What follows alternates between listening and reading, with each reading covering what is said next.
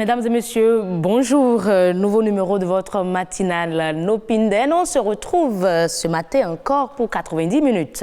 90 minutes d'échange précisément sur des faits de société, mais aussi pour vous accompagner dans votre réveil avec de la bonne humeur. Je suis ce matin avec Jennifer Sativi. Jenny, bonjour. Bonjour, heureuse. Ce n'est pas le duo habituel. Je suis très contente d'animer l'émission avec vous. C'est un plaisir partagé.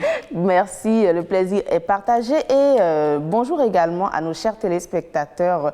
Nous espérons que vous êtes bien réveillés, que vous avez la forme. En tout cas, aujourd'hui, nous allons parler d'un sujet de couple. Je sais que ça intéresse beaucoup.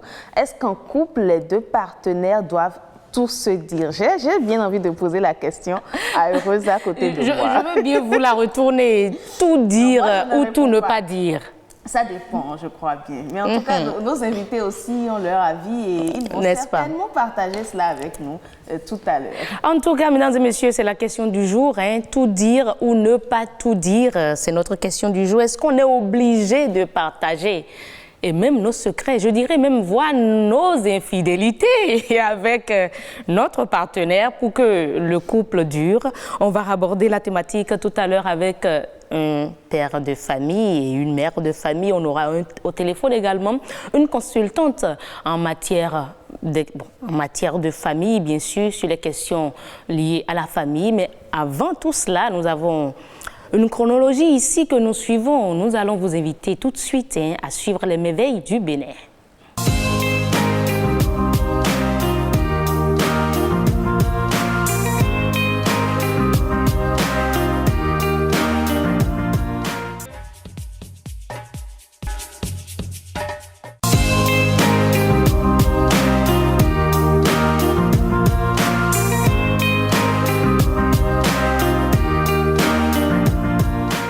Et voilà, c'était donc quelques images qui nous présentent un peu les attraits touristiques de Grand Popo. Grand Popo, je sais que vous n'êtes pas de Grand Popo. Non, je ne suis pas de Grand Popo. En tout cas, pas précisément. Non, pas précisément. Peut-être pas très loin de Grand Popo. Pas très loin de Grand Popo, tout à fait. Pas précisément, mais j'ai déjà fait un tour à Grand Popo et moi j'ai aimé la beauté du pays. Surtout le calme qui règne dans exactement. C'est relâché. On peut passer du temps là-bas et se détendre pour les vacances.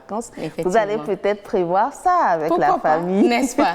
Ce que je sais, c'est que surtout pour ce silence, beaucoup d'activités, beaucoup d'administratifs vont là-bas pour les ateliers. Les ateliers, les conférences. On se regroupe en silence, dans la concentration pour travailler avec la verdure, avec le beau paysage. Mais malheureusement, on ne peut pas parler de Grand Popo sans parler de la situation, la montée du fleuve Mouno, qui est une évidence. Toutes nos compassions pour ces citoyens, nos frères et sœurs de Grand Popo. Alors, après Merveille du Bénin, mesdames et messieurs, on vous l'a annoncé à l'entame de l'émission, nous sommes là pour vous accompagner dans votre réveil avec de la bonne humeur. Et la bonne humeur, ça s'installe tout de suite avec l'humour.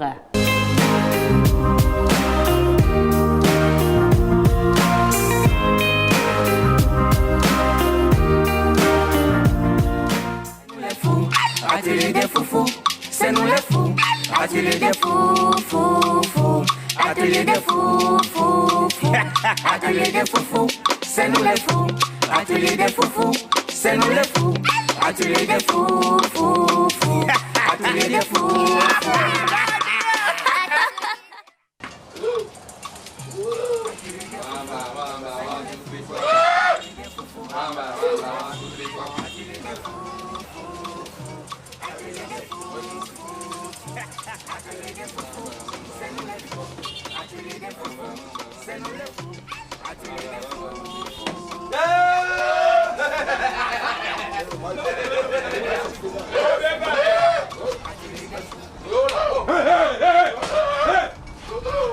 Attendez, c'est la télé qui fait ça. Hein? Quand le sort, tu n'es pas quoi? Et c'est toi, ça me cache à l'intérieur. C'est pas toi? Il y a des failles qui ne peuvent pas couper et travailler. Il y a une fois qui fait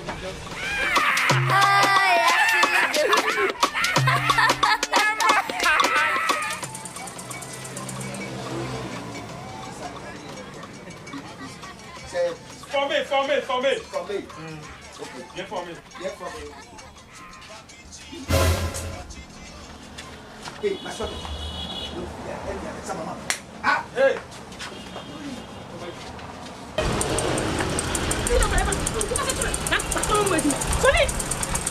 On est chiant. Regardez. Qui t'a enceinté ici? Il y a quoi? C'est quoi? Hein? C'est quoi bonsoir? Je ne veux pas de votre bonsoir. Qui t'a enceinté ici? Faut me monter ça. Là, vous battez maintenant le dimanche. Qui t'a enceinté? Comment tu le trouves pas? Tu ne sais même pas qui t'a enceinté. Oh, c'est le travail que je t'ai fait. Non, c'est impossible. Qu'est-ce qu'elle raconte? Hein? Le seul garçon, c'est moi. Ah, donc c'est vous qui l'avez enceinté. Dans cette partie. Tu me fous, c'est moi. C'est vous qui l'avez enceinté. Là, tu vas quand même. C'est ma faute, c'est qui? Hein, c'est qui? Il était ici. Ah! Il était. Ici. C'est le seul apprenti que j'ai. Et je suis le seul homme dans ce. Oui. S'il vous plaît, sortez. Sortez de la télé! Ah! De sortie! Sortez! Vous n'avez pas de clients. Dehors. Qui t'a enceinté? Arrêtez, Hein?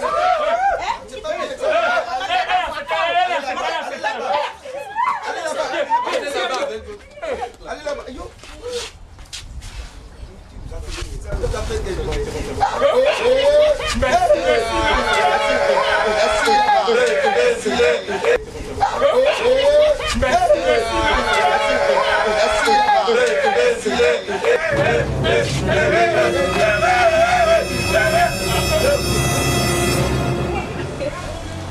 Qui t'a enceinté? C'est lui.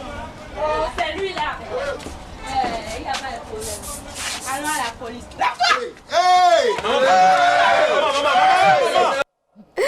Et voilà, alors la police, en même temps, est mieux. Ouais. Parce que là, il faudrait éviter de se faire duper une seconde De ne fois. pas beaucoup parler aussi.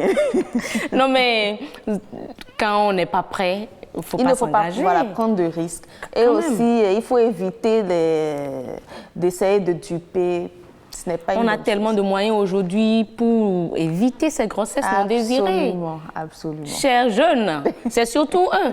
Nous sommes jeunes comme vous, hein, mais c'est surtout vous. Plus de conscience pour Justement. éviter ces situations-là. Alors, mesdames et messieurs, après donc l'humour, va s'installer le débat du jour. Eh oui. Faut-il tout dire ou ne pas tout dire à son partenaire pour sauver le couple? Je suis pressée en fait d'aborder la thématique, mais pas avant le clip du jour.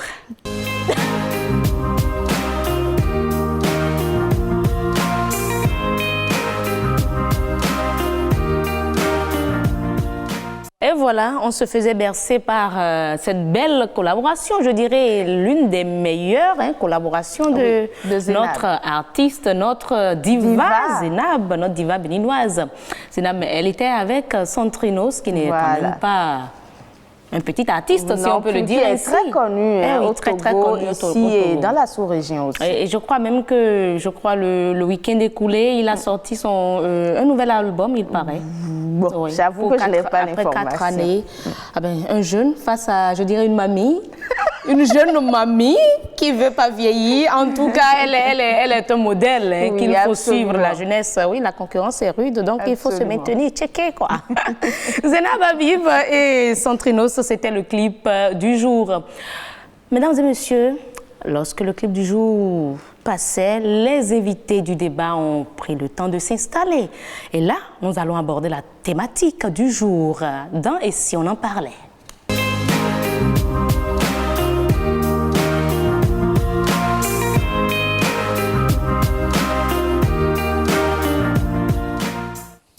Et si on en parlait, est-on obligé, mesdames et messieurs, de tout dire? Les doutes, les peurs, les infidélités, les secrets à son partenaire, son homme ou sa femme, pour que le couple dure, c'est la principale question. Jennifer Sativi, n'est-ce pas? Et nous allons y répondre. Oui. Nos invités sont déjà là, vous l'avez dit. Nous recevons Achille Metaou, qui est un chef de famille. Bonjour, monsieur Metaou. Bonjour Jennifer. Et merci d'avoir accepté notre invitation. Merci, c'est au plaisir. En face de vous, la gente féminine est Ah ben représentée également. Madame Doxy Padonou, femme au foyer. Bonjour également. Bonjour. Merci d'être là. Merci d'avoir Merci. accepté notre invitation. Et au téléphone, nous Plaisir avons une partagé. experte de la question, Madame Sira Padonou Seke, consultante en mariage et famille. Bonjour, Madame Padonou Seke. Bonjour mes chers consoeurs, comment allez-vous? Ça va très bien. C'est un plaisir d'être avec vous ce matin. Ça me fait un peu bizarre de rester derrière le téléphone, mais bon. Non, ce n'est pas grave. Votre photo va illustrer tout ce que vous aurez à dire. Et vous restez en ligne, vous allez faire le débat avec nous. D'accord. D'accord. Et voilà, donc le décor ainsi planté, mesdames et messieurs. Je veux bien poser la question à l'homme. Pour cette fois-ci, on fait honneur aux hommes. Doit-on tout se dire? Doit-on tout se dire? Pouvez-vous tout dire à votre épouse? Je crois que c'est une question colle. Et lorsque dans la Bible c'est dit que la femme doit quitter sa famille pour s'attacher à l'homme et que les deux vont constituer une seule chair. Oui. Et à partir de ce moment, il ne devrait plus avoir de différence parce il ne devrait plus avoir de différence parce qu'on constitue une seule chair. Et lorsqu'on est une seule chair, donc la confiance doit s'installer et il ne devrait plus avoir de secret. Mais pourquoi vous êtes dans le conditionnel? Oui, bien sûr, parce que vous savez, c'est beau la théorie, mais ce n'est pas facile la pratique. Donc c'est pourquoi je mets au conditionnel que l'idéal, ça devrait être ça. Mais comprenez avec moi que nous sommes au niveau de ce que nous appelons la ressource humaine, que l'être humain est changeable à tout moment. Et il y a ce qu'on appelle en management l'air secrète, que lorsque vous vous mettez ensemble, qui est très large dès le départ, et l'air libre est restreint. Mais au fil des jours, quand vous allez vous connaître davantage, quand vous allez vous partager beaucoup de choses, l'air secret va commencer par s'amincir et l'air libre va s'agrandir. Et ce n'est qu'en ce moment que l'expérience puisse vraiment intervenir. Donc, c'est normal que dans des nouveaux couples ou dans des jeunes couples qui aient de crainte à vouloir partager tout avec son partenaire, mais au fil des jours, quand on fera des années, vous voyez, pour répondre à cette question, on ne pourra pas vraiment se pointer et dire oui ou non, parce que ça dépend de l'expérience que chacun a dans son foyer. Lorsque vous avez des gens qui ont fait 10 ans de vie ensemble, c'est pas la même chose pour que ceux qui sont en train de faire 2 ans. Et ce n'est même pas la même chose pour ceux qui ont déjà fait 20 ans ou 30 ans. Donc, à chaque niveau donné, compte tenu de l'expérience qu'on a vécue, on pourra pouvoir dire oui, avec mon partenaire, si je ne suis pas là, elle est là. Si elle n'est pas là, je suis là. Mais lorsque vous démarrez tout de suite avec l'atmosphère dans laquelle nous vivons aujourd'hui, parce que le monde n'est plus le monde d'avant, la confiance n'existe plus. Et lorsque vous êtes ensemble et qu'il n'y a pas la confiance, la vérité, les secrets ne peuvent pas être partagés. Donc, si je comprends bien, je ne vous arrête pas, mais là, si je comprends bien, c'est que M. Metaou ne dit pas tout à son épouse. Je reviens avant de répondre, avant de donner mon avis personnel. Je vous dis, même dans la Bible, il est écrit dans Deutéronome que tout n'est pas bon à dire. Il faut dire ce qui honore Dieu. Donc, c'est pour vous dire qu'à des moments donnés, pour mieux sauvegarder aussi la famille, il arrive des moments où un secret doit être différé. D'accord. Différé, je mesure mes mots. Parce que si en ce moment, la partenaire ou le partenaire va recevoir un choc, il vaut mieux le différer, trouver les moments convenables pour pouvoir en parler. D'accord. Mais lorsque le partenaire l'apprend, lorsque le secret est différé, le choc qu'on évite, est-ce que ça ne crée pas plutôt un manque de confiance après, Madame Padounou? Il faut s'expliquer. Il faut s'expliquer. Il faut s'expliquer. Même Dieu nous parle en parabole. N'est-ce pas? Même Dieu nous parle en parabole. Vous pensez également qu'il ne faut pas bien sûr, bien sûr. Vous-même, vous allez constater que, étant maman, ce qu'on refuse à un autre enfant qui a déjà 10 ans, 15 ans, on peut tolérer ça avec son petit frère qui a 2 ans ou 3 ans. Donc, on se dit il y a des étapes. Il y a des étapes à laquelle on peut permettre, et il y a des étapes à laquelle où ça là, on va refuser de livrer ça comme ça cru aux enfants. Donc, nous allons recevoir Madame Padounou Seke qui est au téléphone. En tant que consultante, vous avez écouté ce que pensent les invités. Est-ce que c'est comme ça qu'il faut procéder? Est-ce que vous pensez que toute vérité n'est pas bonne à dire, Madame Padounou Seke? Merci beaucoup. En ma qualité de consultante et puis bientôt 15 ans dans cette activité. Je pense que répondre par oui ou par non, ce serait biaiser les réponses. D'accord. Toute relation amoureuse se noue entre deux personnes. Et excusez-moi, je n'interviens pas en termes de partenaire, mais en termes de conjoint. De quel couple parle-t-on? Si nous sommes en face d'un couple mature, d'un couple qui s'aime, d'un couple qui s'est dit oui et qui sait qu'il y a des attentes au sein du couple, d'un couple qui comprend que dans une relation, il y a moi, il y a l'autre et il y a le couple, c'est-à-dire une entité à part entière, et que nous avons un jardin à cultiver pour être en perpétuelle connexion avec nous-mêmes et en même temps avec le couple. Si je suis en face d'un couple qui s'est un peu préparé aux aléas de l'amour, je pense que qu'on soit dans l'un ou l'autre des cas, chacun doit savoir assumer les conséquences des décisions qu'il prend au sein du couple. Vous prenez des couples où construire une relation et presque pour tous les couples, ça doit être basé sur la confiance, comme l'ont dit mes prédécesseurs.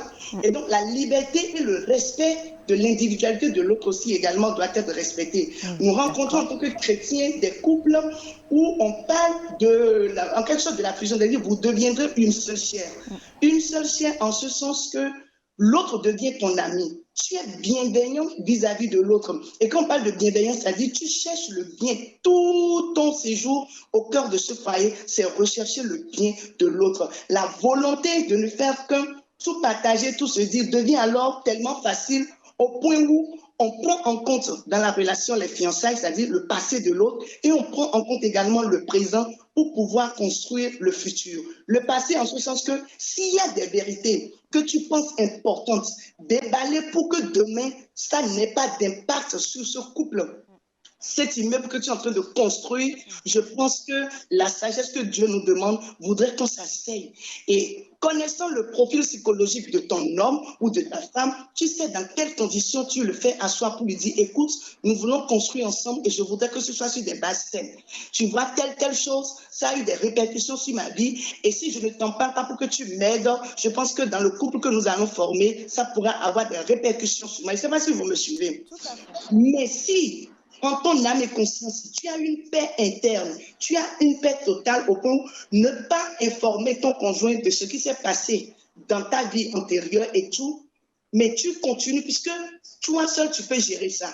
Tu connais tes émotions, tu connais tes attentes vis-à-vis de ce couple et partager ça avec ton conjoint si tu sais que ça va créer des conséquences inutiles puisque ce qui est un détail pour toi peut être un gros problème pour l'autre.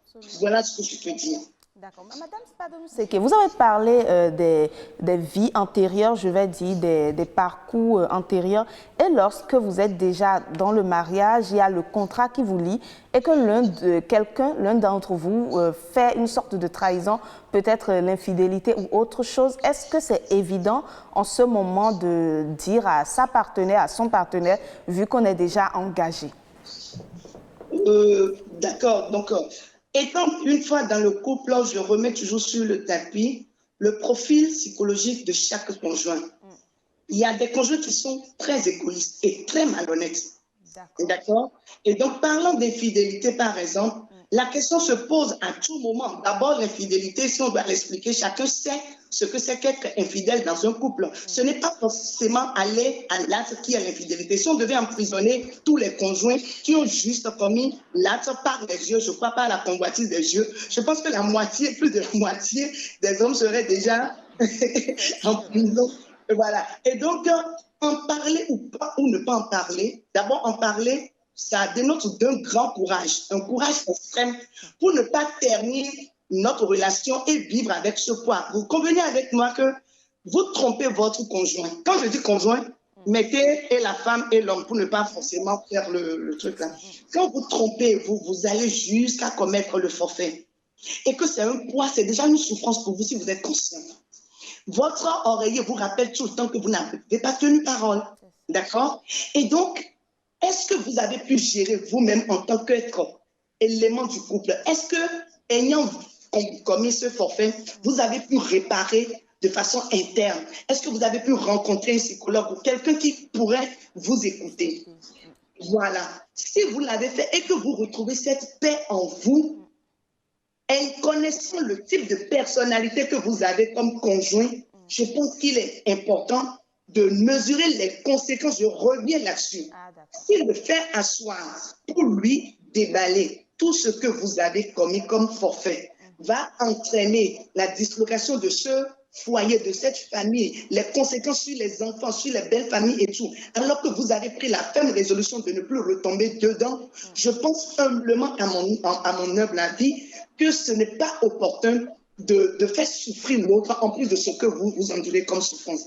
Mais si vous devez le faire, parce que ça, que vous le veuillez ou non, ne pas le dire constitue un grand danger pour également votre couple. Je pense également que, comme Dieu nous demande, nous devons nous armer de sagesse et savoir à un moment donné ne pas utiliser la position de l'autruche, mais continuer par avancer en tenant compte des attentes également de l'autre dans ce foyer. D'accord. Je pense quand même que la consultante, elle parle et puis c'est un peu général. Beaucoup se retrouvent certainement dans certaines circonstances. Quand je prends par exemple le cas d'une mère de famille qui a peut-être donné, qui a un fils qui n'est pas celui du père. Par exemple. Par exemple, il y a de ces cas-là par exemple. Et on est dans le foyer et tout. Mais est-ce qu'il faut le dire à son homme que l'enfant là n'est pas le tien?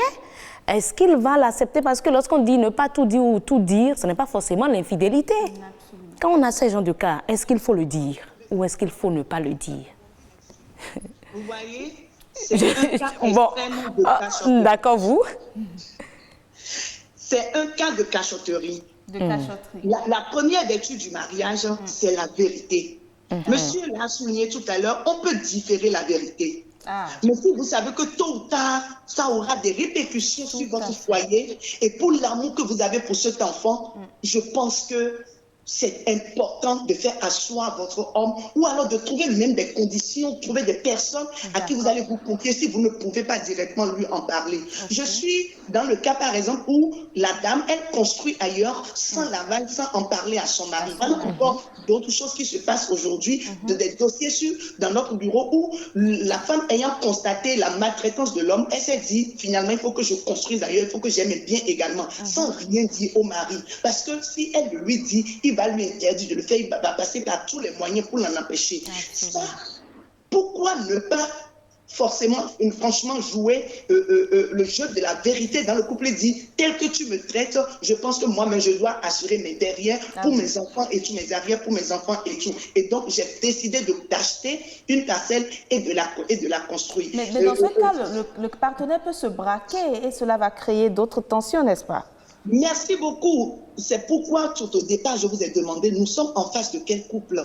Vous savez, il y a des couples qui ont bien commencé et sans forcément s'attendre à un, je ne sais pas, revirement dramatique, ils se retrouvent dans des cas où ils n'acceptent pas l'évolution de l'autre. Ils sont jaloux parce qu'en temps, c'est eux qui avaient force dans la maison, mais à un moment donné, ils ne pouvaient plus gérer les charges et c'est peut-être l'autre conjoint qui a pris le devant. Mais c'est ignorer le sens premier du mariage. Nous ne sommes pas dans une relation d'entrepreneuriat où si ça capote, les partenaires prennent la tangente, où chacun prend son truc. Nous sommes dans une relation d'amour. Nous sommes appelés à bâtir dans une relation consciente dans laquelle les enfants vont suivre nos exemples. Et donc, la vérité cachée, ce n'est pas que ce qu'on a caché, c'est aussi spirituel. Parce que si tu la caches et que tu penses que l'autre n'est pas informé, spirituellement, l'énergie qui circule dans votre foyer est impactée. D'accord. Madame, une part de nous en cache une autre. Madame, pas de nous sur le plateau et dossier. Qu'est-ce que vous en pensez? Êtes-vous d'avis? Bien sûr. Avant d'être spécialiste, elle est mère et elle est l'aînée d'une famille et elle a vu des choses autour d'elle avant d'avoir cet âge et avant d'accepter de faire partie d'un couple, elle aussi. Et quand on fait la somme, on se dit, si ce n'est que pour ça, vaut mieux qu'on garde. On diffère cette vérité-là. Parce qu'il faut penser au cas de cet enfant-là. Il y a des femmes, effectivement, qui conçoivent d'un autre homme et qui ne le savent pas. C'est vrai. Elles ne le savent pas. Bon, là encore, elles sont dédouanées. Elle ne l'a pas fait méchamment, mais elle ne sait pas qu'elle était en état. mais elle a déjà intégré. Parce que c'est des histoires, hein, ça existe. Chacun, si on doit faire des feedbacks, ce n'est pas d'aujourd'hui. C'est parce qu'aujourd'hui, avec la numérisation de tout et tout, on apprend des choses, mais ça existait depuis. Et on dit, bon, c'est après qu'on a constaté que c'est avec sa grossesse qu'elle est venue se marier ici, et l'enfant portait notre nom, mais après des cérémonies, on a vu qu'il tombait tout le temps malade, et finalement, on a consulté, on a dit que... Donc, des fois, c'est la maman veut sauver l'avenir de son enfant, et elle ne dit rien. Des fois, elle n'en est même pas consciente. Elle veut sauver l'avenir de son enfant. Des fois. Elle sait peut-être que la grossesse là, si elle donnait vraiment à l'auteur de cette grossesse, l'enfant là n'aura aucun avenir.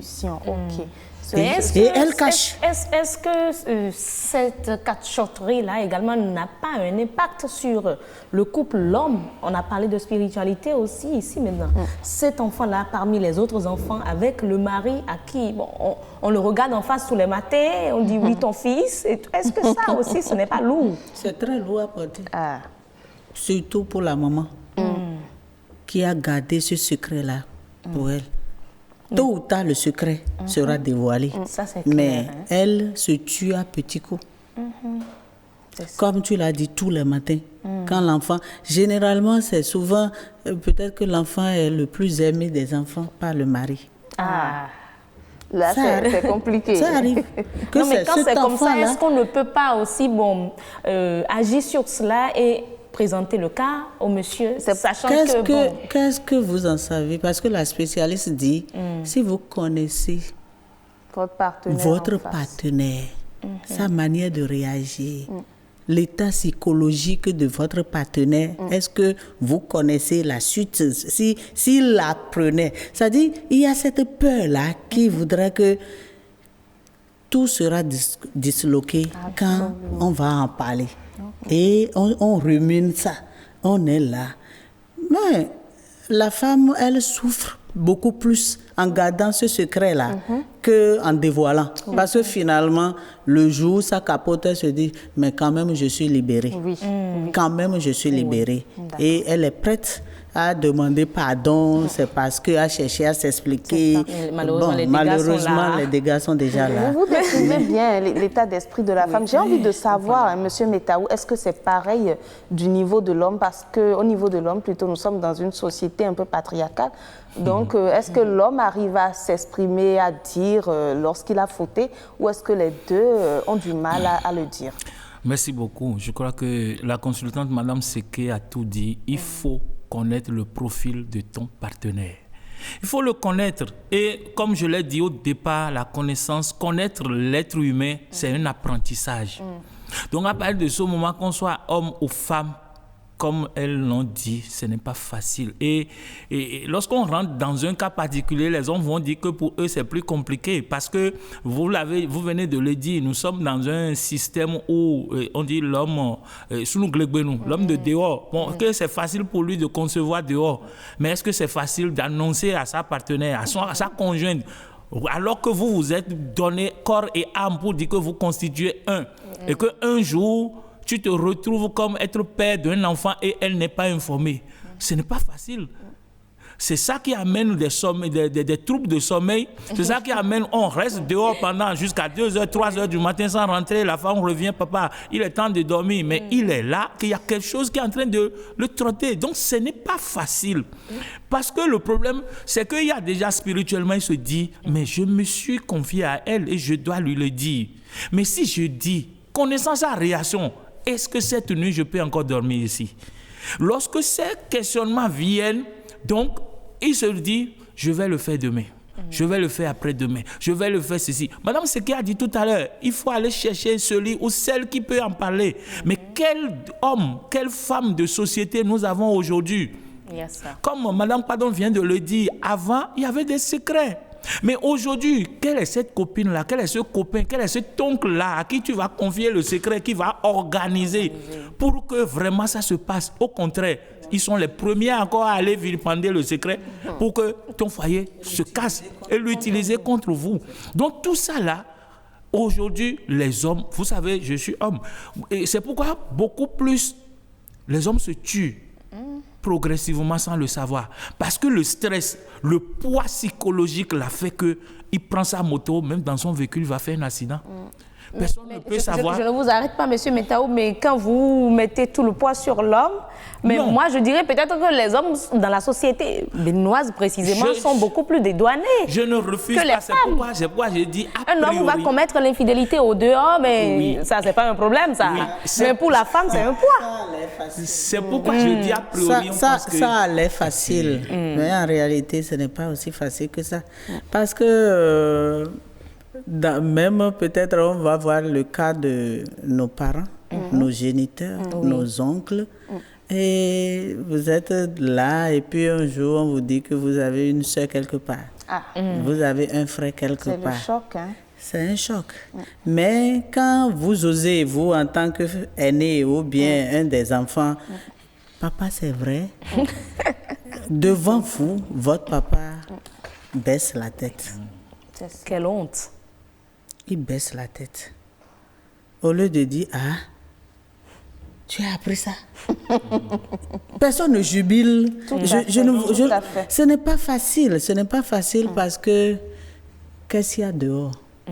C'est toujours l'incertitude. On ne connaît pas, on ne sait pas ce qu'il y a dehors. Mais on essaie un tout petit peu ce qu'il y a à la maison. Un tout petit peu, hein, ce qu'il y a à la maison, on le sait un tout petit peu. Parce qu'au dehors, c'est toujours l'incertitude totale. Ceux à qui tu parles, au lieu de te protéger, c'est ceux-là qui vont te détruire. Pas toi seulement, Madame Padona, toute la famille. Nous allons suivre l'avis des citoyens de l'autre côté pour avoir un peu leur point de vue sur le sujet. Sont-ils pour qu'on dise tout à la maison, dans le couple, ou qu'on ne dise pas tout? On suit, on revient. En réalité, vous savez que toute vérité n'est pas bonne à dire. C'est ce qu'on appelle garçon être garçon. On doit avoir certains secrets personnels. Je donnerai l'exemple d'un ami d'enfance, quelqu'un avec qui j'ai grandi, qui aujourd'hui est avec sa femme. Cette femme, en réalité, était une fille avec laquelle, personnellement, j'avais eu une intimité dans notre jeune âge. Et c'est des années plus tard que cet ami me présente cette dernière comme sa petite amie. Je ne pouvais pas avouer toutes ces réalités à l'ami. Et du même côté, la fille aussi n'a pas parlé de tout ce passé avec son petit ami qui, en réalité, est mon ami. Aujourd'hui, ils sont en couple et puis cette vérité est pour nous, est restée pour nous et puis c'est du passé. Pour le garçon, c'est normal qu'il ne dise pas tout. Pour la femme, c'est un peu incompréhensible parce que la femme, si elle commence par garder des secrets, ça va gâter le couple. Je pense que oui, quand on se met ensemble, c'est d'abord parce qu'on se fait confiance et on s'est promis de se dire toute la vérité. Vous savez, quand on ne dit pas une vérité tout de suite, toute chose se fait savoir tôt ou tard. Quand c'est pas, et vous ne vous dites pas cette vérité en couple et que l'un des partenaires venait à apprendre cela ailleurs, quand ça vient du dehors, ça fait plus mal, ça détruit plus. Donc c'est mieux de le dire à l'intérieur pour que vous puissiez gérer ça entre vous, au lieu d'attendre qu'un jour la vérité se dévoile et que ça devienne trop grave. Il y a certaines vérités qui sont, au moment où vous dites ça, ça peut amener des problèmes dans le foyer. Par exemple, j'ai croisé un ami la fois passée et qui a aimé sa femme et qui lui dit tout, qui lui fait tout. Et malgré ça, la femme, à cause de la vérité qu'il lui dit à la femme sait que si jamais je commettais par exemple l'adultère, il va me tuer. La femme disait à son nouveau mari de se méfier de son ancien mari. Pourtant, elle dort sur le toit de son mari. Et il dit au nouveau gars de faire tout possible pour le faire partir. Ce qui fait qu'on doit réserver certaines vérités dans le foyer pour éviter des problèmes. Et voilà, le débat se poursuit d'ailleurs. Hein. Mesdames et messieurs, voilà l'avis des citoyens. Nous avons eu l'avis des invités ici et notre consultante toujours en ligne, toujours sur la thématique. Mais vous les avez écoutés. Qu'est-ce que vous en pensez? Quelqu'un a même donné son cas, hein, un ami qui lui a présenté une copine qui était à lui. Ouais, il n'a pas son ex, il n'a pas pu le lui dire. Comment dire ça? Il ne pouvait pas. Parce que c'est lui qui va casser. Parce que ils sont déjà ensemble. Et ils sont contents. Et ils sont venus le voir pour se présenter. On peut dire que ça, ce n'est pas à dire. Qu'est-ce qu'ils vont dire là maintenant? Généralement, c'est quand ça va mal. Du côté de l'homme ou bien de la femme qu'on vient de présenter, que l'autre qui a parlé commence par gratter la tête et dit mais le jour que vous étiez venu tout joyeux, est-ce que c'était à moi de dire mais voir tellement vous étiez joyeux, j'ai dû me taire. Mais j'ai été victime par la même personne. Mais tant que ça va bien, il ne nous aura pas. C'est ça. Il ne nous aura pas. En réalité, moi, j'ai l'impression que, comme on le dit, il faut assumer. Quand vous avez, comment on appelle, trébuché une fois et qu'un jour, il y a quelqu'un qui vous donne la main, essayez de vous débarrasser de vos vieux démons-là pour que ça ne ressurgisse plus jamais. Parce que quand ça va refaire surface, vous allez encore emballer beaucoup et vous allez faire beaucoup du mal autour de vous. On va dire, mais c'est comme ça elle est. C'est comme ça il est. Il en a l'habitude. Donc, il faudrait qu'on apprenne à corriger ou bien à ne plus retomber. La consultante disait tout à l'heure, quand on se soigne soi-même, on se dit plus jamais, je ne vais plus faire. Et une fois qu'on est guéri, on peut trouver des moments pour dire, mais quand on n'est pas guéri soi-même, il faut tout faire pour trouver quelqu'un parce que vous souffrez doublement. Le fait de ne pas dire la vérité, spirituellement, ça vous bloque. Peut-être que vous priez ensemble et toi, tu sais que avant que de connaître les ossements là, vous devez être comme ça, l'un envers l'autre. Mais tu n'arrives pas et ça te fait déjà mal.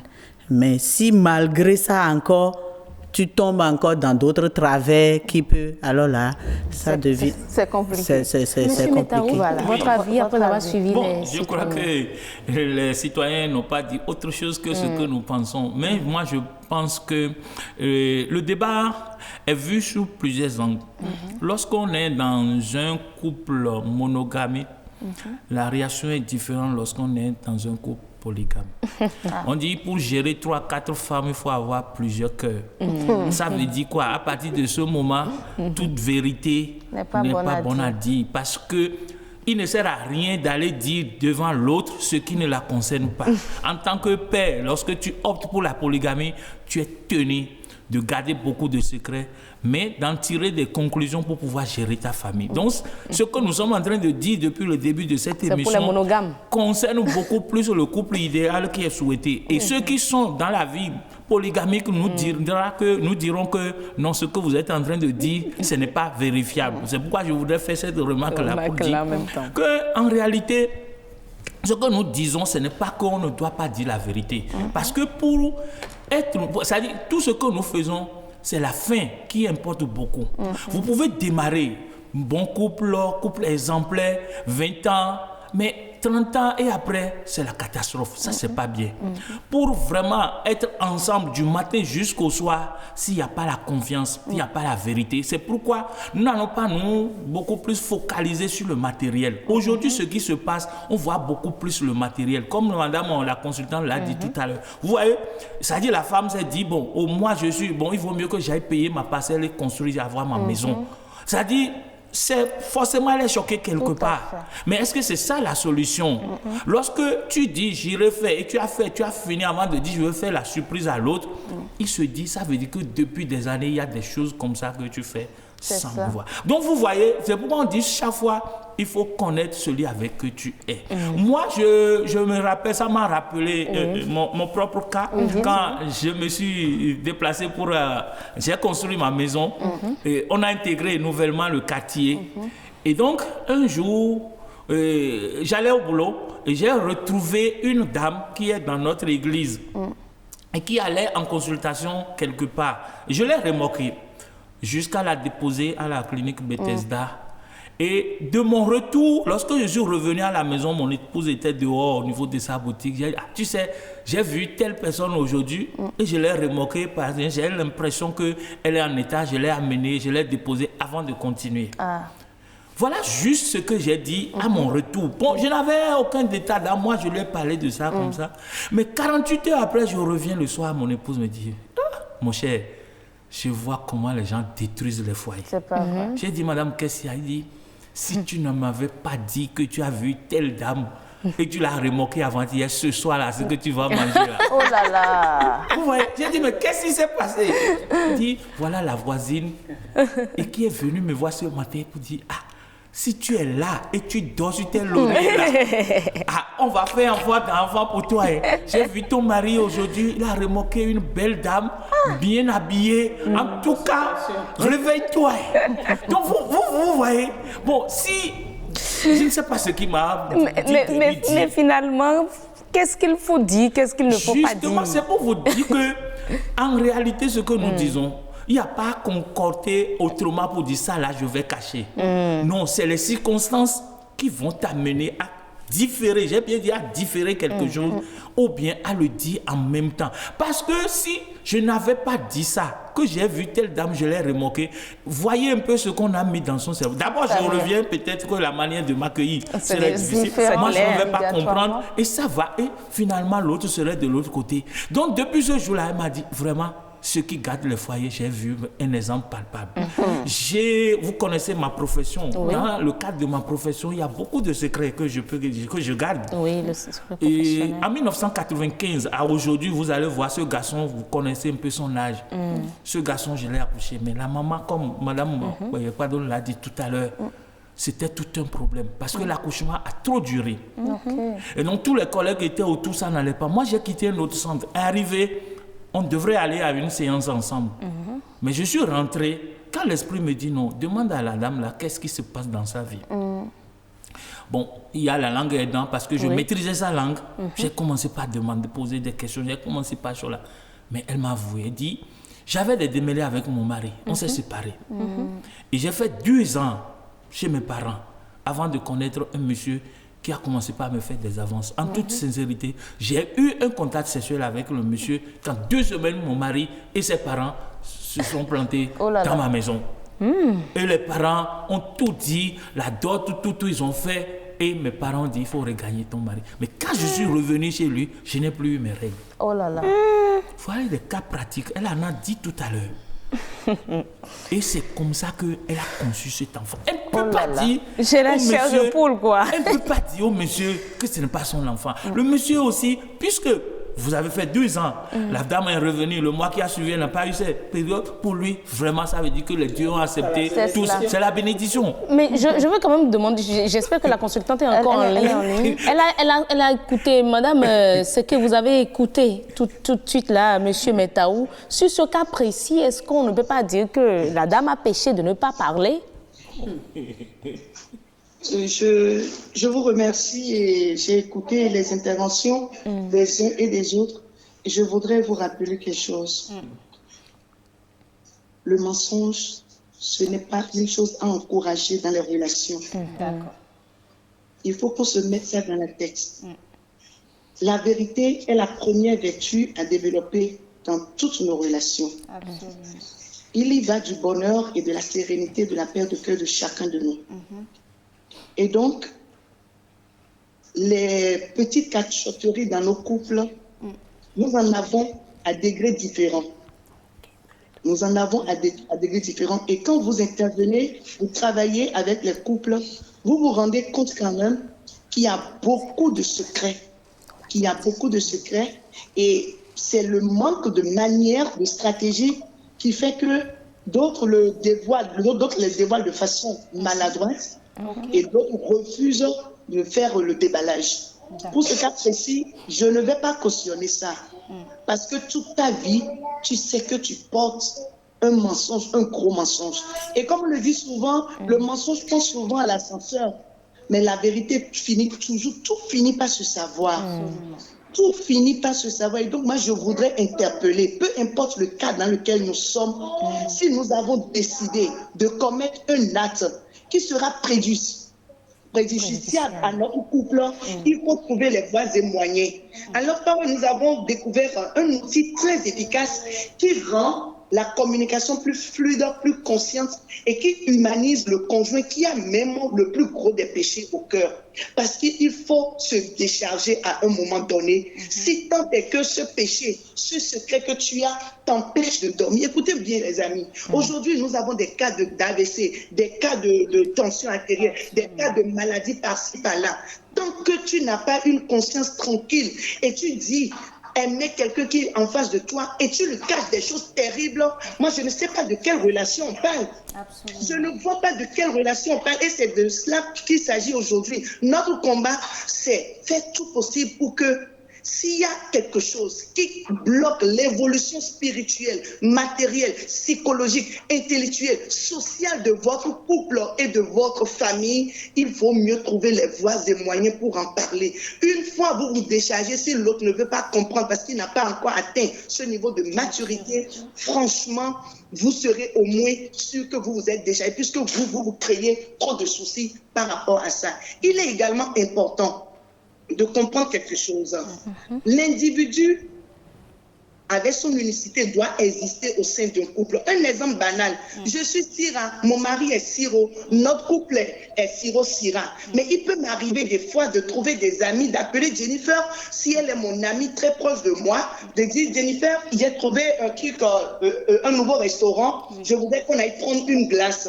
Dis à mon mari, informer mon mari que j'y vais avec Jennifer. Tout ce que Jennifer et moi, on a dit là-bas, entre amis, puisqu'on a évolué ensemble, on a grandi ensemble, ça, c'est pas des cachotteries.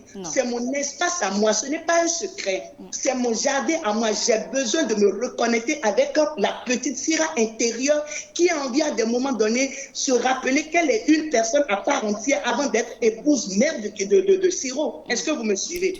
Et donc, la qualité de la relation est importante. Il faut rappeler, aujourd'hui, nous sommes face à des relations bancales, à une arnaque spirituelle ou une arnaque émotionnelle où chacun pense que c'est jouer des jeux de cache-cache, des bisi-bisi dans le couple là, qui fait avancer le couple. Malheureusement, ça les rattrape. L'important dans un couple, selon moi, en tant que thérapeute, n'est pas forcément à des moments donnés de tout dire, de tout se dire.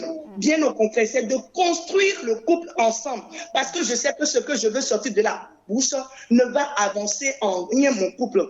D'évoluer et même de se dévoiler au fur et à mesure. Tout dire d'un coup comme ça à 100%, ce n'est pas normal.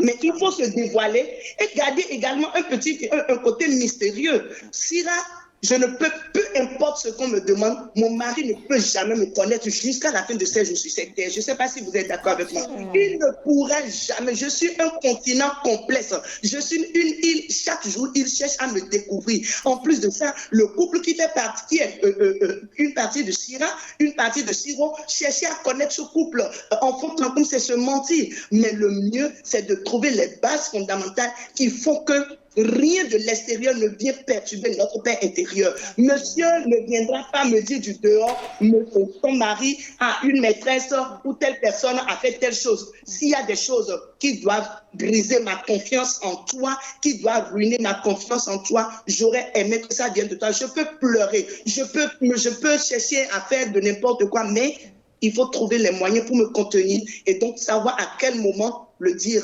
Et donc cet outil Nous le conseillons aujourd'hui à tout thérapeute, à tout enseignant, à toute personne qui éduque, à tout éducateur aujourd'hui, parce que ça vous met dans les conditions qui vous permettent d'être empathique, de vous mettre à la place de l'autre. Si on t'explique certains cas d'infidélité, tu vas fermer les yeux, tu vas dire simplement, Seigneur, donne-moi le courage de me mettre à la place de ma femme, de me mettre à la place de mon homme pour le comprendre. Et l'esprit agit, ça c'est le côté spirituel de la chose, parce que si on a le cœur de bien écouter son conjoint, de lui laisser un espace de s'exprimer, à des moments donnés, il y a des vérités qui coulent simplement dans la relation et tu te dis, franchement, tel que tu me l'as expliqué, j'ai compris. Je vais vous donner un exemple. Il y a la dernière fois un problème qui s'est posé dans mon foyer, mais avant que je ne sois informée, mon mari m'avait envoyé un audio de 10 minutes.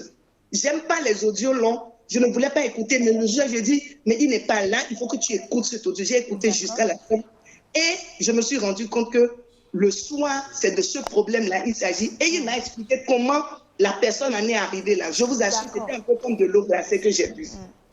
Voilà un peu ce que je tiens à dire. Donc, c'est important de comprendre qui on est en réalité, de penser au bonheur du coup, c'est-à-dire la relation. Qu'est-ce que la relation devient si je fais ci? Qu'est-ce que mon couple devient si je fais ça? Et ça nous permet de ne pas poser certains actes. Mais quand l'acte est déjà posé, trouver les voies et moyens pour construire, reconstruire ensemble. Voilà. Franchement, c'est comme si on remet encore la victime ou celui qui commet le forfait face à sa responsabilité. Quand on dit trouver les voies et moyens pour régler ça, c'est que bon, tu l'as fait, il faut que tu trouves les voies et moyens pour régler ça. Madame, oui, vous savez pourquoi? Vous savez pourquoi? Non. Vous savez pourquoi? Quand vous avez une entreprise qui a des problèmes, vous courez dès les experts pour venir, pour vous dire ce qui ne va pas. Vous avez construit une maison qui commence à couler, vous appelez les experts. Mais malheureusement, nous n'avons pas reçu cette éducation. On attend que notre couple coule complètement avant de crier au secours. Alors on dit le linge sale se lave en famille. Vous avez un mari narcissique qui couche avec vos filles, qui couche avec vos domestiques, et vous dites que non, c'est un secret de famille, on ne peut pas en parler, mais vous allez mourir un jour. Vous avez un mari qui vous bat tout le temps et vous dites que non, c'est des choses en couple. Mais aujourd'hui, nous avons des thérapeutes autour de nous, nous avons des conseillers autour de nous. Grâce à ce que nous faisons depuis des années, des gens ont compris qu'il faut donner de la valeur à la médiation familiale, à la thérapie familiale. Et donc, il faut laisser l'orgueil de côté, tuer le vieil homme orgueilleux en nous et nous revêtir d'une nouvelle version de nous-mêmes pour savoir que tout couple a de problèmes.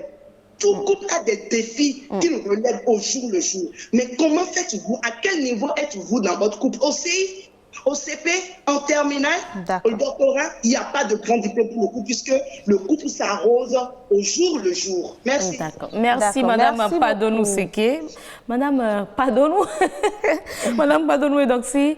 Alors, est-ce qu'on peut dire sur ce plateau que lorsque vous êtes au début dans votre couple, vous pouvez essayer de... Bon, vous pouvez ne pas tout dire, mais quand on est au soir de la vie, on est ensemble, on a fait des années ensemble, est-ce qu'on peut dire que bon là, plus rien ne peut se passer de grave?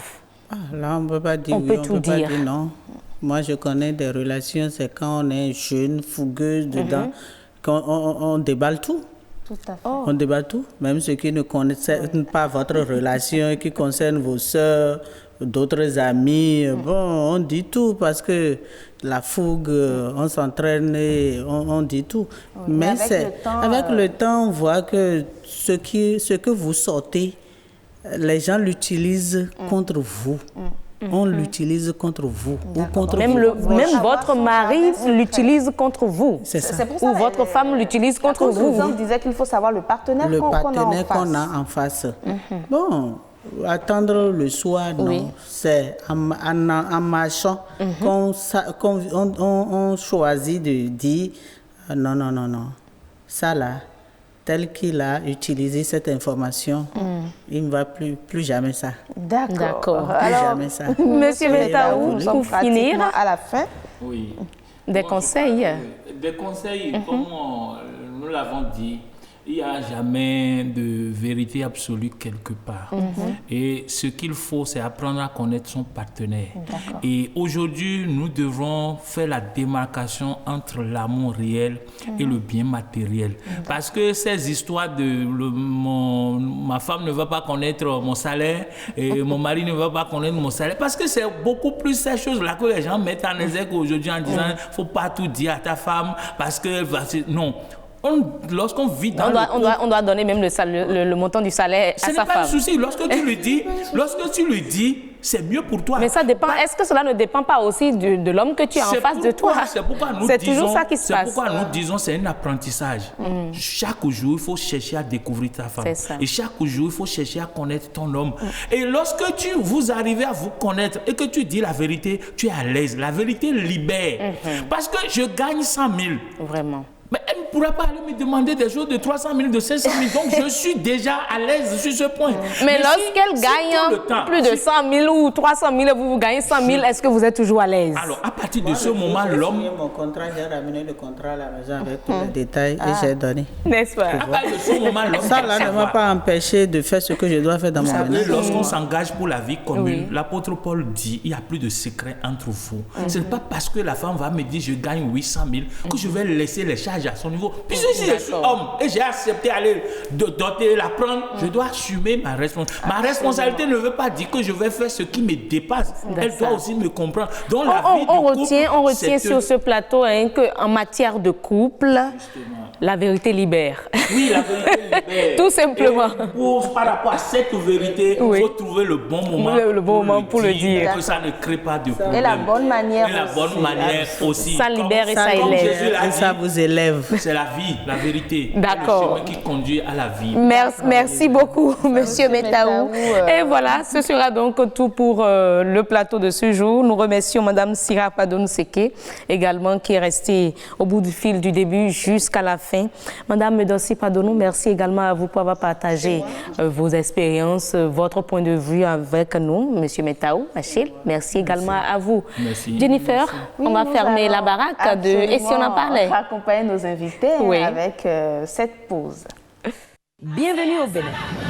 Paysage verdoyant, relief multiforme, faune et parc naturel, plages ensoleillées, cité balnéaire ultra moderne, rythme au corps, rite au cœur, vestiges et reliques d'une histoire séculaire, brave peuple, biens et personnes sécurisées.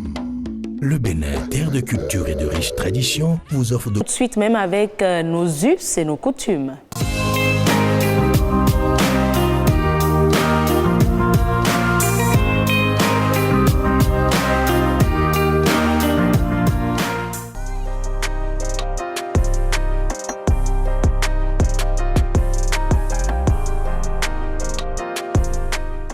Il y a une pratique qui a été, qui est et sans doute qui va demeurer, qui consiste à la circoncision comme une étape initiatique. Une étape initiatique de passage de génération. L'enfant naît, il garde bien évidemment toute la partie génitale tout naturellement comme c'est venu jusqu'à l'âge adulte. Et puis, c'est après l'adolescence qu'on estime entre, j'allais dire pour les anciens, entre 20 et 25 ans, l'adolescence, on a la certitude que l'adolescence est complètement finie. Pour passer, bien évidemment, à l'étape d'adulte, il y a ce passage-là de grade, si vous voulez.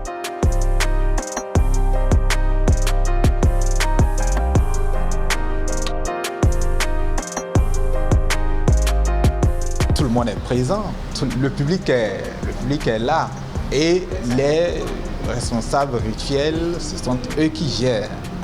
Publiquement, quand c'est votre tour, vous êtes là, la partie à couper, on prend, tout le monde est présent et le couteau, on met et puis on coupe. Mais il ne faut pas bouger, il ne faut pas exprimer la douleur. Et donc, pas pleurer, même pas gémir. Il faut rester quoi? Insensible, supporter la douleur et puis ils feront tout ce qu'ils ont à faire. Ensuite, voilà, vous êtes intégré au groupe qui passe à une autre étape de couvent, ou après plusieurs jours, je ne connais pas les jours exacts, le temps exact, ou après cette étape-là, les gens viendront entamer une étape de danse, de fête qui vont les conduire dans plusieurs localités. Pourquoi?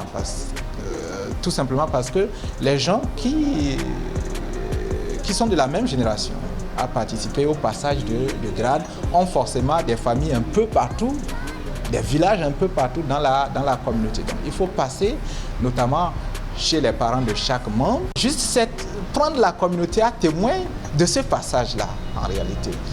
Dire à la communauté que ce membre ou ces membres ne sont plus des enfants, c'est désormais des adultes.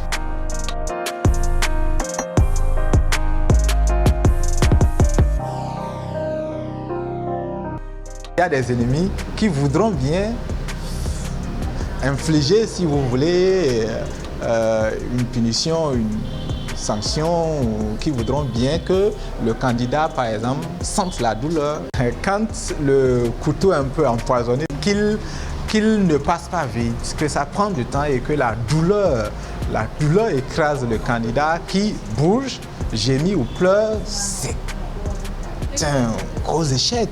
Et aussi, on va dire, une tâche sur la famille qui va traîner cette tâche-là durant longtemps. C'est une grosse honte en réalité. Bien évidemment, chaque famille prend le soin de régler les comptes s'il y a des adversités et aussi de se préparer, mystiquement aussi les candidats pour un succès.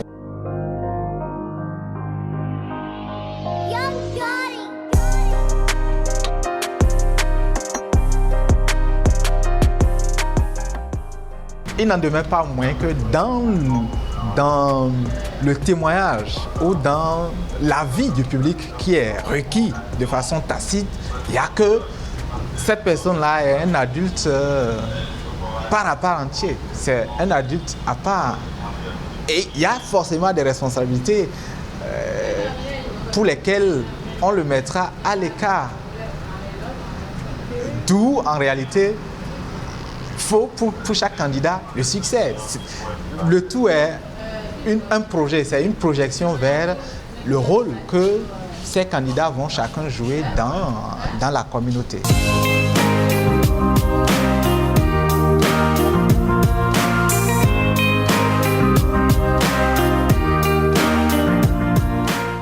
Et voilà, nous étions chez les Yom pour voir un peu comment la circoncision se fait chez eux. C'est toute une culture, c'est culturel et c'est culturel, tout simplement. Mesdames et messieurs, nous allons passer à présent au prénom africain. Quel prénom nous allons proposer aux téléspectateurs aujourd'hui, Jennifer Sativi? Elle est là, Madame Salati Mohamedou, donc oui. Elle viendra elle-même nous dire le prénom que nous allons découvrir. Mais c'est le prénom Gado. Bon, je Gado, donc là, on est chez les ressortissants? Oui, chez les ressortissants de l'ère culturelle d'Inde. À tout de suite.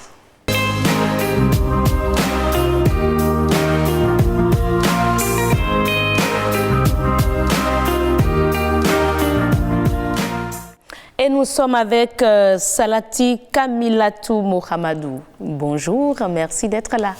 Bonjour, madame. Vous êtes ressortissante de l'aide culturelle d'Indi, comme on le disait tantôt. Alors, Jennifer tantôt disait qu'on va parler du prénom Gado. Oui. Alors, qu'est-ce que cela veut dire? Comment ça se prononce d'ailleurs? Gado ou Gado? Gado. Gado.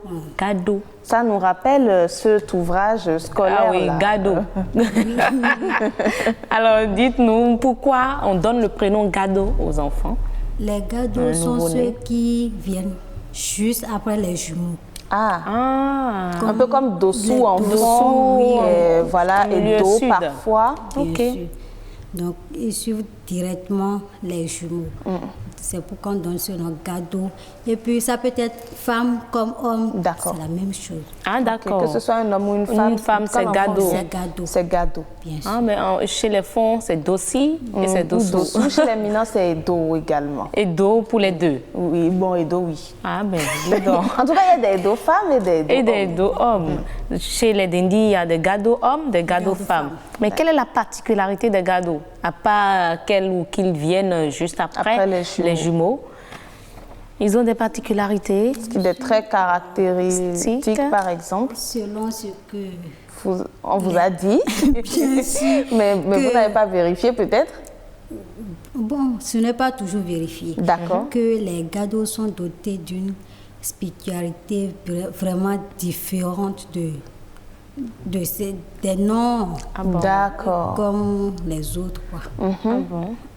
Comme ils suivent les jumeaux. Bon, il y a un mythe qui disait que les jumeaux, ils incarnent une spiritualité. Si ils sont fâchés, ils disent quelque chose contre vous, ça se passe. Donc c'est pareil chez les gados, c'est cela? Bien sûr. D'accord. Et puis, il disait même que ils sont plus forts que les jumeaux en question. Ah bon? D'accord. Mais cela n'est pas toujours vérifié. Bon, ils sont certainement plus forts que les jumeaux pour pouvoir les séparer lorsqu'ils vont se battre. Parce que ça ne manque pas. C'est ça, c'est sûr. Bien sûr. Et vous connaissez vous-même des gados? Bien sûr. Vous avez vérifié ça? Vous avez constaté effectivement ça chez eux? Bien sûr. Il y a ma belle-mère, elle est gado. Et bien évidemment, quand tu te réveilles, tu regardes, toi là, il y a quelque chose sur toi. Et puis, si tu nies, ça peut ne pas être dans l'immédiat. 1, 2, 3 jours, tu vas constater que ce qu'elle a dit, c'est vrai. Les gados sont des visionnaires. Finalement, c'est ce que moi, je comprends. Non, moi, je pense heureuse que peut-être ils ont un don qu'il faut cultiver. Mais je suis sûre qu'il y a des gados qui négligent ça ou des gados qui ne s'en rendent pas toujours compte. Bien sûr, voilà. Il y a ça. D'accord. Oui. Sinon, c'est majoritairement vérifié. D'accord. Il y a un aussi dans ma famille comme ça. D'accord. Il s'est réveillé, je ne sais pas ce qu'elle a fait à sa maman, et elle a tabassé proprement. Elle dit, maman, si tu sors aujourd'hui, tu vas rien vendre. Oh là là. Et c'est exactement, elle est sortie. Elle a dit, personne ne m'a appelé pour demander même le prix, du matin jusqu'au soir. Non, mais demain, elle-même qui est là, elle n'a pas petit déjeuner, c'est pas compliqué. Ce n'est vraiment pas compliqué. Donc, moi, j'ai tiré une conclusion. Il faut faire attention avec les gados. Mais en même temps, il ne faut pas que même ils abusent. Hein. C'était ma question. Il ne faut pas qu'ils abusent. Non, s'ils sont en erreur, il faut vraiment les chicoter. Ah oui. Quel que soit ce que ça va entraîner. Vrai, parce que l'éducation, c'est la base de tout. Absolument. Ce n'est pas parce qu'ils sont gados, s'ils ne vont pas dans le droit chemin, il faut les laisser. Parce que ça va entraîner parce que ça va entraîner ça, non. Il faut les éduquer comme cela se doit. C'est important. Hein? Oui. Merci beaucoup. Merci Madame Salati Kamilatou Mohamedou. J'aime bien votre nom. Vous restez avec nous pour la capture, hein, l'image que nous allons suivre aujourd'hui. En tout cas, c'est Jennifer Sativi qui a choisi. Mais qu'est-ce qu'elle a choisi? On va découvrir ça juste après le jingle, mesdames et messieurs.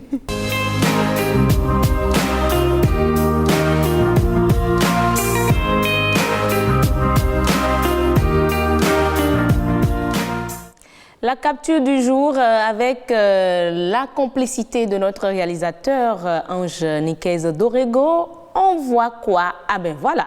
Voilà. Ah, mais Jennifer Sativi. Aujourd'hui, c'est un plat parce que... Jennifer, on va manger. Oui, je vous donne... c'est quoi déjà? Il y a du riz, il y a du riz au gras. Il y a du riz au gras, ça c'est sûr. Et là, vous avez des escargots sautés dans de l'oignon découpé, du poivron, etc. Et du piment. Parce que c'est bien quand les escargots sont épicés. J'espère que vous aimez les escargots. Ah, bien sûr, hein. Voilà. Mais j'aime pas trop les gros parce que franchement, c'est dur, hein, dur à manger. J'aime les escargots qui sont assez tendres. Non, mais pas les tout petits. Il ne faudrait pas que les écologistes... Je dirais moyen. mais qui sont quand même assez matures, mais pas trop durs. D'accord, mais franchement, c'est voilà, succulent. plus... Moi, vous savez, peu importe, hein, moi, j'ai pas de préférence, mais j'aime bien les escargots, surtout quand ils sont bien épicés, bien pimentés. Pour moi, je peux en manger assez, franchement, parce que je ne m'en rends pas compte, c'est tellement c'est bon. Madame Camilla, vous en avez mangé? Ah, bien sûr. Les escargots. Bien sûr, c'est mon plat préféré. Ah, ben là, donc, c'est juste une dédicace pour vous. Hein? C'est juste une dédicace pour vous, mais mesdames et messieurs, on vous propose ce riz, ce plat de riz accompagné du jus d'escargot. Absolument. Pour votre déjeuner, pourquoi pas? Pourquoi pas, les escargots, mais pour ceux qui aiment bien se gaver le matin, ils peuvent aussi manger ça pour avoir de la force pour la journée. C'est important. Franchement, on a quand même des dames qui ont ça sur la tête. Tout à fait, tout à fait. Et qui circulent dans nos rues et elles en vendent. C'est vrai que ce n'est pas aussi agrémenté, arrangé comme ça, mais ça passe bien comme des amuse-bouches. Et vous pouvez aussi en acheter, demander dans les marchés où on en trouve. Et puis, pourquoi pas préparer vous-même et en avoir. Préparer soi-même, c'est compliqué. C'est compliqué. Le travail déjà qu'il y a à faire, comment apprêter l'escargot, déjà, c'est du travail. Je crois qu'il faut le dire. Il faut l'apprêter, mettre ça et conserver. C'est plus facile. Alors, mesdames et messieurs, c'était donc la capture que nous vous proposions. Ah ben, du riz au gras, saupoudré de petits pois, je dirais. Absolument, vous avez eu le temps de bien remarquer. Ah ben, franchement, j'avoue que j'ai aimé le plat. Merci beaucoup, Jennifer, pour nous l'avoir proposé. Mesdames et messieurs, on tend vers la fin de notre magazine, notre émission du jour. On ne va pas partir, mesdames et messieurs, sans vous proposer l'astuce. Oui. Ah ben oui, l'astuce. Jennifer, il y a quoi aujourd'hui comme astuce? Aujourd'hui, nous allons parler d'une marque de café. Ah ben d'accord. Voilà, quand vous consommez votre café, il ne faut pas tout jeter. Nous allons comprendre pourquoi après. D'accord. C'est juste tout de suite, mesdames et messieurs, juste après ce jingle, nous aurons astuce.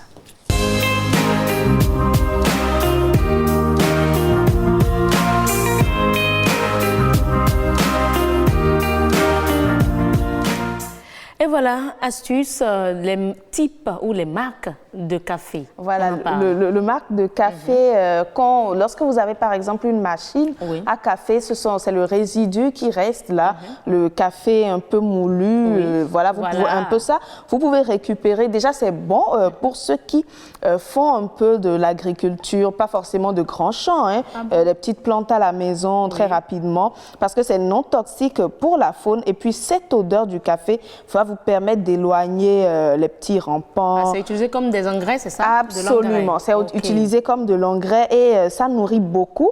Et lorsque vous combinez cela à des épluchures d'agrumes, d'oranges par exemple, de citron, et que vous le mettez dans votre jardin, dans votre petit espace où vous cultivez, cela tient éloigné par exemple les chats, les fourmis, tous ces petites bêtes-là qui sont là pour nuire, pour détruire un peu vos semences. Et puis, vous pouvez vous en servir également comme décoction pour pulvériser vos plantes et ça permet de limiter les attaques de pucerons parce que ça arrive très souvent lorsqu'on cultive, on fait de la culture.